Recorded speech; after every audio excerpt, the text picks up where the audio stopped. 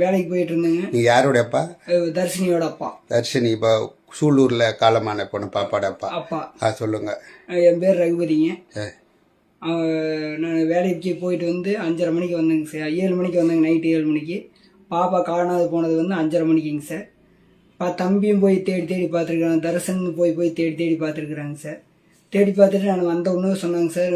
சொன்னான் தம்பி, அக்கா காணாங்கப்பா, எங்கே போனான்னு தெரியலீங்க. இல்லைங்க, நீங்கள் வரும்போது உங்கள் மனைவி எங்கே இருந்தாங்க? வீட்டில் தான் இருந்தாங்க. என்ன நிலைமையில இருந்தாங்க? ஃபுல் போதைங்க. போதை சரக்கு அடிச்சு தான் இருந்தாங்க. ஆமாங்க. உங்களுக்கு சரக்கு அடிக்கிற பழக்கம் இருக்கா? இல்லைங்க சார், எந்த பழக்கம் இல்லை. எந்த பழக்கமும் இல்லை. உங்கள் ஒய்ஃபுக்கு எத்தனை வருஷமா சரக்கு அடிக்கிற பழக்கம் இருக்கு? வருஷம் பூரா அப்படியே தான் இருந்ததுங்க சார். ஓகே, அவங்க யாரோட எல்லாம் சேர்ந்து சரக்கு அடிப்பாங்க? இல்ல, உங்க வீட்டுக்கு அந்த கார்த்தின்ற பையன் வந்து போயிட்டு இருப்பானா? நான் இல்லாதப்ப வந்துட்டு போயிட்டு இருந்திருப்பானுங்க. அக்கம் பக்கத்துல உங்களுக்கு சொல்லியிருப்பாங்கல்ல? சொல்லலிங்க, எதுவும் சொல்லலிங்க.